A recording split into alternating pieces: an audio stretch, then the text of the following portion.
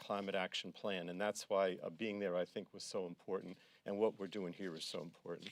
And next is, I'm going to introduce the chairman of the Science Committee, Eddie Bernice Johnson. Good morning. It was a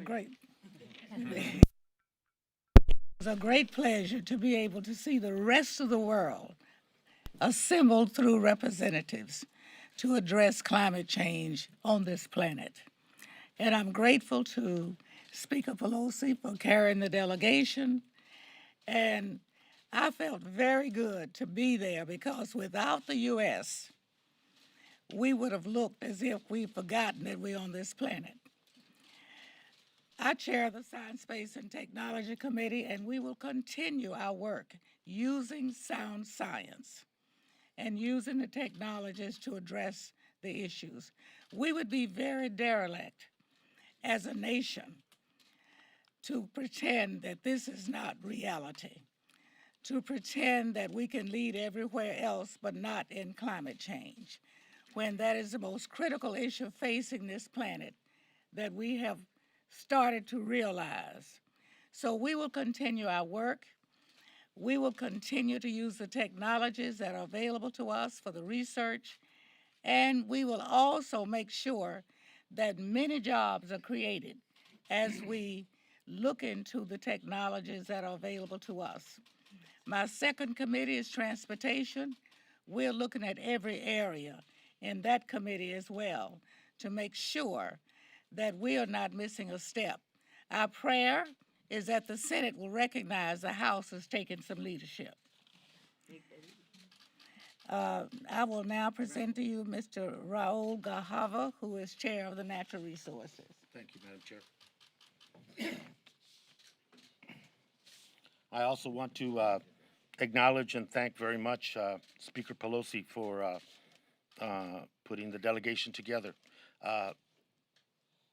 Speaker asked a question over dinner about what was the biggest impression that individually we got from this trip, and for me it was the issue of the expectation that this delegation had, that the United States was needed, that the expectation was that we would lead again, that we would re-engage in a very profound way, and to deal with the urgency of climate change, and not to ignore it, not to try to avoid the issue, but to engage in it. And the reality, as it was stated before, requires a great deal of urgency.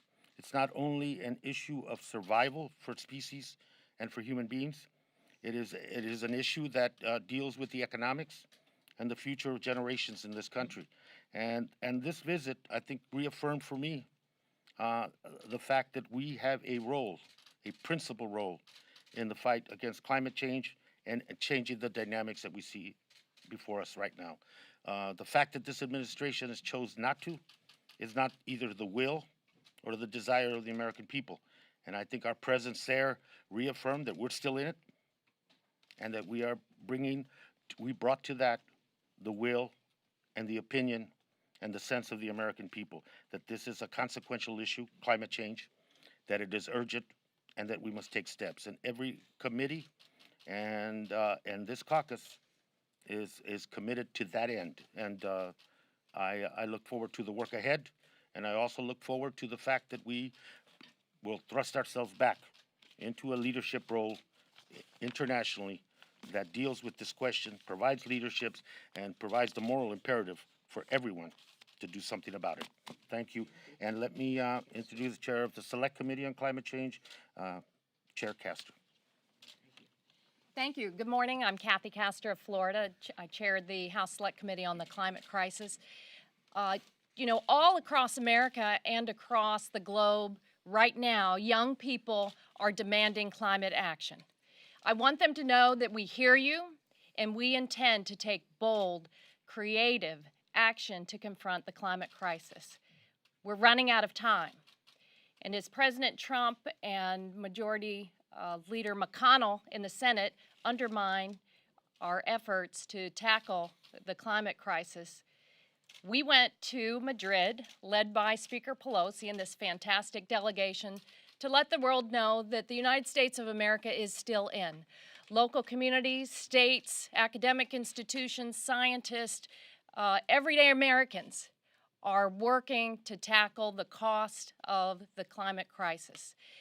It was heartening to see how welcome this delegation was. There is a leadership vacuum, we heard, from so many in attendance at the Conference of Parties. The UN Secretary General said during his opening remarks that we're at a point where we can choose a path of surrender or we can choose a path of hope. Well, the United States of America is a hopeful nation, and we intend this spring here in the House of Representatives to release a climate action plan to lower our greenhouse gas emissions, to chart the course, to give our communities the tools they need to adapt to the rising cost of the climate. This presents an enormous opportunity for our country to create good paying, family sustaining jobs, to make sure that we address inequalities and lift up the vulnerable across America. We want to unleash American ingenuity, the can-do spirit, and create a patriotic climate action plan that will secure for our country a sounder future, because we understand that we have a moral obligation to our kids and future generations to tackle the climate crisis, and that's what we intend to do. Now I yield to Congresswoman Betty McCollum, who chairs the Appropriations Subcommittee dealing with so many of these issues. Welcome. Thank you. And thank you again, Speaker Pelosi. It was really fabulous that the United States was in Madrid. I just want to take a second to tell you that we had youth from all over the United States at Madrid, future leaders of our country, future engineers, future technology, future scientists, ready to step up and carry the banner not only for this generation, for the next generation in our fight to protect this planet. Currently, right now, we've got plans in the future, and you heard some of the great, fantastic legislation that you can look forward to seeing in the coming months. We're in the fight right now in the Appropriations Committee to protect science, to protect clean air, to protect clean water, not only for today, but for tomorrow. So we're still in it. Thank you again, Speaker Pelosi. I'm Suzanne Bonamici from Oregon, and I want to start by thanking Speaker Pelosi for taking the delegation to Madrid. As we walked through the conference, people would approach us and say, thank you for being here. And as the co-chair of the House Oceans Caucus, I'm glad that this Conference of Parties, the COP25, was known as the Blue COP. With the recent report from the Intergovernmental Panel on Climate Change on Oceans and Cryosphere, we know that the findings are dire, but we also know that the ocean, which has literally been taking the heat because of absorbing carbon emissions, the ocean can be part of this solution. Some of us attended a great panel discussion about how the ocean can help be part of the solution, whether that be through restoring our habitats with mangroves and seagrasses, or through capturing the power of marine energy. So again, I am thrilled that we were able to be a voice for the United States of America to say that we are still in. Yes, climate change is an existential threat, but it is also an opportunity to use U.S. leadership, U.S. innovation, U.S. technology, and create a better future for our children and grandchildren. And now I'd like to introduce my wonderful colleague from the Select Committee, Julia Brownlee from California. Thank you, Suzanne. Good morning, and I also want to thank the speaker and all of the delegates. It was a great honor to travel with all of you to Madrid. I say quite frequently when I'm at home in my district is, as lawmakers, we really are not perfect. And when we put together policies, we may make mistakes. If you look at our tax policy, we make mistakes, and we can fix that. With immigration, we can fix that. But when it comes to climate and climate policy, if we make a mistake, we're not going to be able to fix it. And it is incumbent on us and the rest of the world that we act, and we act now. We act with a laser focus, and we act boldly. And I can say from being in Madrid, we were so proud to continue with the message of we are still in, but believe me, the rest of the world is in. And it will take all of us to solve and address the climate crisis. Thank you very much.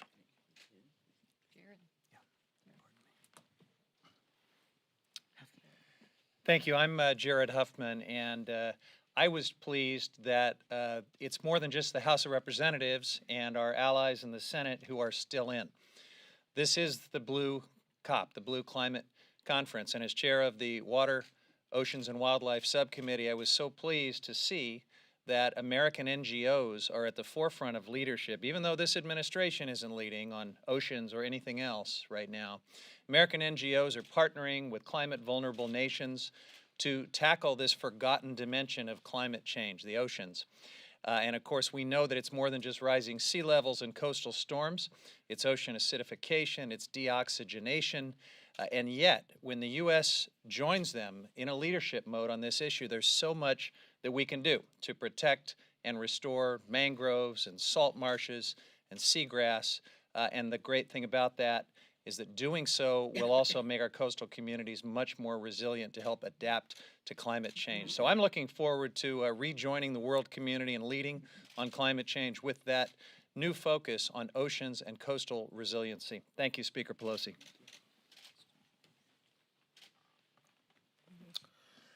Morning, I'm Scott Peters. I'm a member of the Energy and Commerce Committee, the subcommittees on energy and environment and climate. And I was particularly thankful for Speaker Pelosi for the invitation and honored to be able to go, and really proud of my colleagues here who've made climate action a prominent part of their congressional service.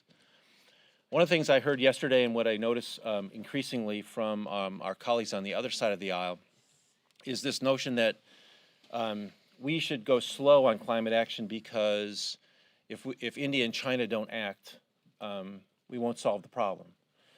And of course, it's fallacious to say we should go slow because, as my colleagues have explained, it's in the United States' interest to act on climate in our own right.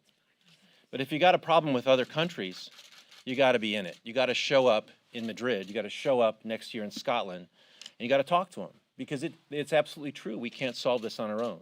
This is a worldwide problem. But going to these conferences, going to these COPs is exactly the right thing to do if you're concerned about that. So we're in it. I have to say that the people we met with, we're very happy we were there, including, by the way, a little plug for my world-class scientists from the Scripps Institute of Oceanography from San Diego, California. They were very prominent there. Everyone was happy to see us. They're hungry for American engagement and American leadership. We're behind that. We are in it. We invite everyone else who's not in it to get in it. Debbie.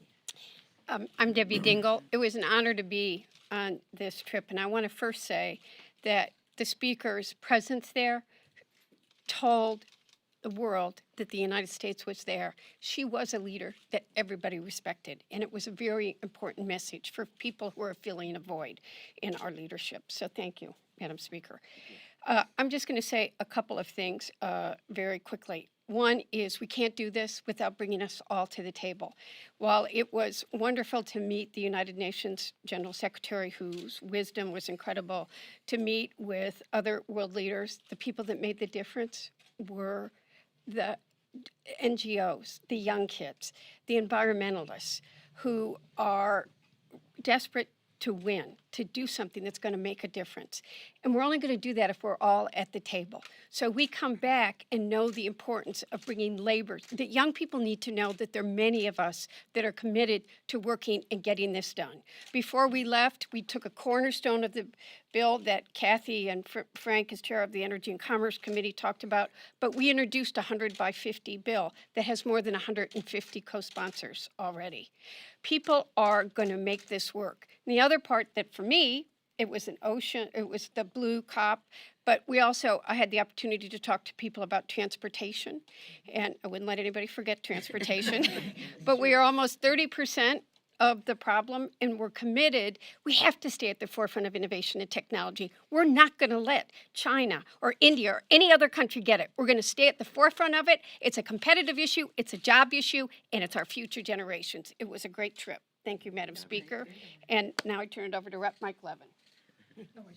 Thank you. I'm Mike Levin from Southern California. I was very honored to be one of the 3 freshmen on the trip. I'm so grateful to Speaker Pelosi for her clarity of vision and her clarity of purpose on the trip, her strength on the international community.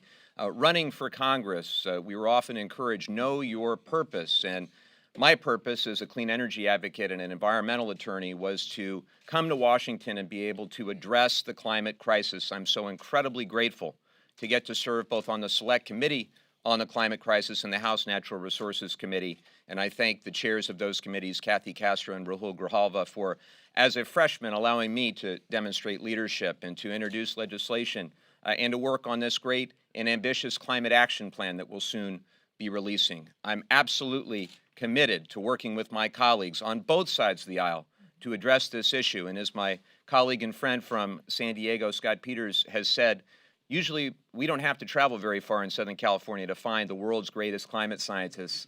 They are all around us, and I was so encouraged to go to Madrid and to see the University of California and the Scripps Institution of Oceanography with a strong presence there. Thank you very much. And it's my honor to introduce my fellow freshman from Illinois, Sean Caston. Thank you, Mike. I'm Sean Caston from Illinois 6th District. I think much like Mike, I campaigned for Congress last year on 3 issues: climate change, and climate change. This is I don't say that as a joke, this is the existential risk we face, and our presence there was so important to let the rest of the world know that notwithstanding what's in the White House, the American people understand the science is settled. The NGOs, the universities, the American business community understands that when you spend money to shift from fossil fuel intensive assets that cost money to renewable and efficiency assets that don't cost money to operate, that's not a cost, that's an investment. There is no scientific reason not to act, there is no economic reason not to act, but we desperately need U.S. leadership at the table. And, you know, as Chairman Grijalva said, we were thinking about really impactful moments, and I want to leave you with 2 comments we got.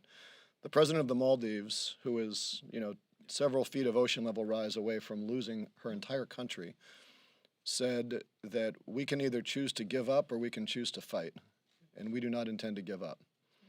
I think she speaks for all of us when she says that. And the second comment I'd share with you was a colleague from the UK who said that the science is settled. You're either in the COP or you're against us, and if you're against us, you need to be isolated on the naughty step. We are still in it. We do not intend to be isolated on the naughty step, and this time next year, I hope we can say that that is the shared view of the entire United States government, not just the House and our colleagues from the Senate. So thank you. Joe Neguse. Sorry, Joe. Well, good morning. Joe Neguse, representing Colorado's 2nd Congressional District. First, I just want to say we are so deeply grateful to Speaker Pelosi. You know, if there was one takeaway for me on this trip, it was that it really is a desperate need for United States leadership on the international stage with respect to this issue and so many others. And that's why we are so grateful to have a speaker in Nancy Pelosi who would have the wisdom and the foresight and the vision to make fighting the existential threat of climate change a top priority for this House and to lead this distinguished CODEL to Madrid to tell our international partners that we are, in fact, still in. And so we are very grateful to the Speaker, and personally, as a freshman member, along with Representative Caston and Representative Levin, we are very grateful to have joined this distinguished group of colleagues. Some of our more senior members reminded us when we arrived back home here that not every freshman gets to go to a CODEL with the Speaker of the House, and I think it's cognizant of the Speaker's desire to ensure that we fight for the future generations of this planet. And of course, this freshman class is no stranger to that, having run on the issue of climate change in so many districts across the country. I will also say that in every meeting we had with NGOs, faith leaders, young people, the UN Secretary General, one thing was clear, which is that there is a shared sense of urgency amongst everyone internationally that we have very little time to waste.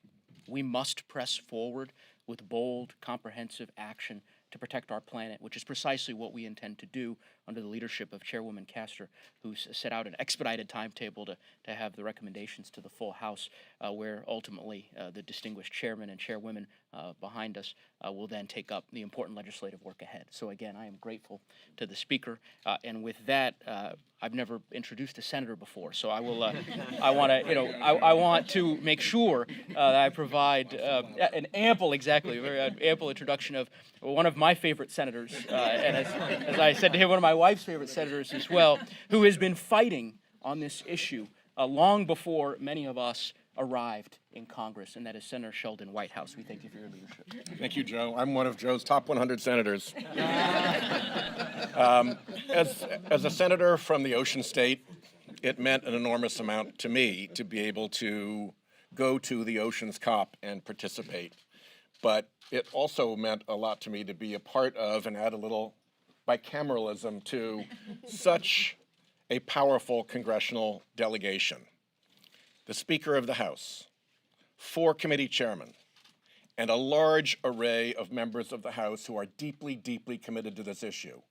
It was really terrific, and the world was hungry for that. It also today marks, if you think that there's no hope at all, let me offer you a little ironic anniversary that we have today. On December 6th, today, 2009, a decade ago, this full-page ad ran in the New York Times. It described the science of climate change as, and I quote the advertisement, scientifically irrefutable. And it said that if we don't get this right, if we don't take action 10 years ago, that the consequences would be catastrophic and irreversible. Again, that's me quoting the advertisement. And it was signed by Donald J. Trump. Donald J. Trump Jr., Eric F. Trump, Ivanka M. Trump, and the Trump Organization. So who knows? Maybe we could have the 2009 Donald show up again, in which case we can have some real progress. But even without that, there is bicameral action in the Senate. The House is under great leadership now, and we will get this done. Thank you. Thank you, Madam Speaker. Thank you very much, Senator, for enhancing our delegation by your presence, but more importantly, for all of your work over a long period of time on behalf of saving the planet for our children and future generations. And again, it was an honor to have you on the trip, and thank you for calling to everyone's attention. The script there is very promising about what the signatories were calling for in light of the President Obama in light of the UN Climate Change Conference in Copenhagen. We've had Paris since then. The President has rejected that. We hope, because you've heard me say over and over, public sentiment is everything, Abraham Lincoln, that the public sentiment, starting with young people, academics, scientists throughout America, mayors, state legislators, and all the rest, who were present, NGOs, who were some present in Spain, some not, but all interested in making a difference for our future. Science, science, science, science, an answer to our prayers. So much that we know. And we've heard from scientists. We had the opportunity to meet with the Secretary General, the King of Spain, to hear the President of Spain. But as Congresswoman Dingell said, the heart of the matter was meeting with the global NGOs, the national NGOs, the faith-based NGOs, to see what is happening, not only thinking globally, but acting locally to save the planet for our children. It's our existential threat to this generation. It is urgent. And as they said there, the reality of the crisis has to be met with the actuality of action that we take. Our members, as has been said, we've had 100 hearings already. The Climate Select Committee, headed by Kathy Castor, is preparing its report, and then we will act upon that legislatively. We had invited the entire Select Committee, Democrats and Republicans, all on the same day. We thought that we were going to have participation, family matters, whatever. That didn't happen, but we hope that that we will have participation as we go along because the public will weigh in. So I thank my colleagues for bringing such knowledge, vision, strategic thinking to our visit there. They made a tremendous difference, were well received, and we're very proud to join in wearing the pin. We're still in with the American flag on it. Thank you all very much. Thank you. Question? Yes, ma'am. On this subject. Yes, Tiffany Stecker from Bernice. You, when you're developing climate legislation, which will come from this climate action plan that's coming out in the spring, are you planning to do something that could get some Republicans on board, or is this really laying the groundwork for when there's another president? Kathy.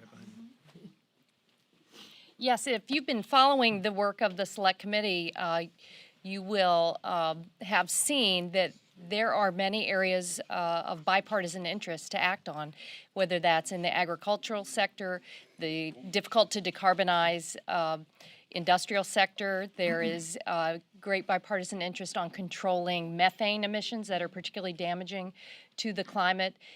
There is great interest on the tools that we provide to local communities to adapt and become more resilient, and we're going to do everything possible to make this as bipartisan as possible. But a strange thing happens here in Washington because of the outsized influence of the fossil fuel companies, though, and we need folks across America, businesses large and small, those faith leaders, the social justice organizations, the religious organizations, to stand up and talk to our GOP colleagues, to encourage them to be good partners with us going forward. Say something? An example of bipartisanship. On Wednesday, the leadership, thank you, Nancy, we'll have a 10 bills on the floor packaged into one, 729, and deals with coastal resilience, science, all part of a package to deal with this question of climate change and the need for mitigation and adaptation and building resilience, all in that package. And yesterday at our markup, with many Republicans supporting the bill that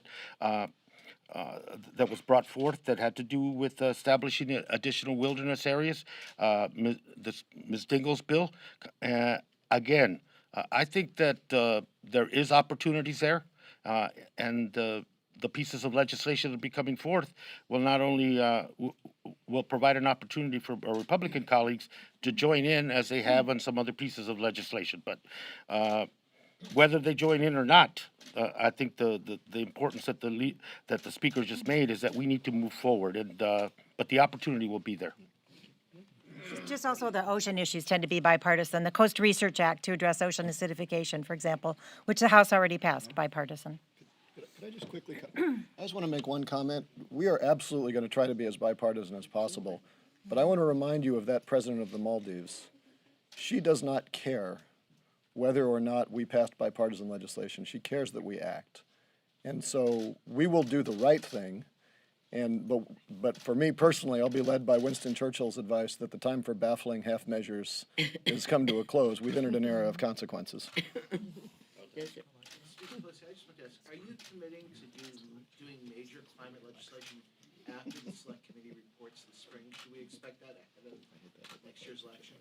Yes, and that is the purpose of the Select Committee, not just to be an academic endeavor, but to report to the legislative committees so that we can act upon it and build along the way in the public the fact that Congress is acting. Thank you for your question, because our colleagues know that when we came back, one of the questions we had was, what is Congress going to do now? Well, Congress is going to act upon the science in a legislative way with everyone at the table, whether it's business and labor, enviros and labor, faith-based organizations and concerned scientists of America, the grassroots and the rest, to shape something that is unifying on this subject. And by the way, in other countries, this isn't isn't it interesting? When we met with people from other countries, it isn't an issue of difference between the parties or among the parties, as the case may be. Everyone agrees the challenge is there. We must act, and the next year the conference will be in Glasgow, and we already met with the person who's heading that up. I guess her title is now President McGuire, and she was telling us that she was instituted her work under leadership of Prime Minister Theresa May, and so obviously the UK, this is a unified position, but we've been finding that over the years across the globe. The urgency is there, but it is pretty exciting, and we must act. Good news from the Senate that there's some, at least private conversations, would you say, of interest in doing something. We just hope that the president will change his mind. Next year, we have the G7 meeting in the United States. What happens at the G7, you know that the G7 heads of state takes place. But you may not be aware that following that, by a month or two, is the G7 heads of parliament. And so I will be hosting the G7 heads of parliament at the last meeting, which was in Brest, France, to talk about the oceans. They didn't talk about it at the heads of state meeting, but we did at the heads of parliament meeting. We announced our theme, which is climate crisis, economic, environmental justice. Because the environmental justice is a very important part of this, as we learned at the vulnerable, as we further learned at the Vulnerable Nations Conference, not only for vulnerable nations, but for vulnerable people within all the indigenous people and the rest within all of our countries. So we're going to be having that. What was curious to me is when we announced our title here about a few weeks ago, the White House said, well, when we have the G7 here, we're not going to be talking about climate. Well, hopefully we can change the political climate of all of that between now and then, and that they will. It's an issue they cannot avoid. So again, I thank my colleagues for all the actions they have taken, for the experience, judgment, and sense of purpose that they bring to this. And again, we invite the fullest participation, the outside mobilization, which will make all the difference in the world. Thank you all.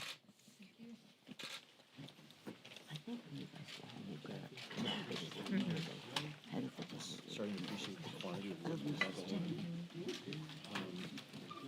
I have a woman on my staff who does all my climate stuff. I'll be willing to detail her to you for a month. We should have Anna evaluate whether she wants it, but she's super sharp. She's really into it. She does a ton of work. And I thought, I can see it's going to be challenging.